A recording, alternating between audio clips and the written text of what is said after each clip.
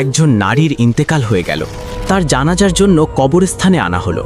যখন কবরে মৃতদেহ নামানো হচ্ছিল, হঠাৎ কবরের ভেতর থেকে একটি মোটা, কালো ও ভয়ঙ্কর সাপ বেরিয়ে এলো।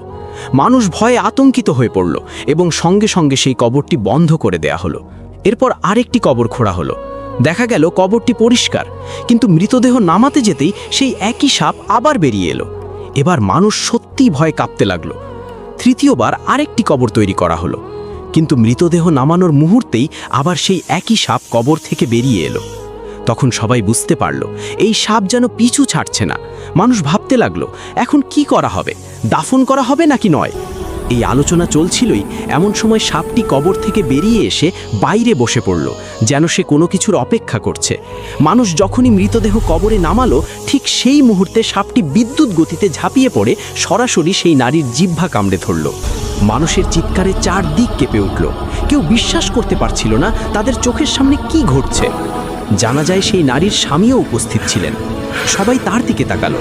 কিছু মানুষ সাহস করে তাকে জিজ্ঞেস করল, আপনার স্ত্রী এমন কি গুনাহ করতেন যার কারণে আজ প্রকাশ্যেই তার উপর এত ভয়ঙ্কর আযাব নেমে এলো? স্বামী চোখে পানি, অসহায়তা আর ব্যথা ভরে কণ্ঠে বললেন, আমার স্ত্রী সারা জীবন আমার বিরুদ্ধে বদনাম করত এবং আমাকে গালাগালি দিত।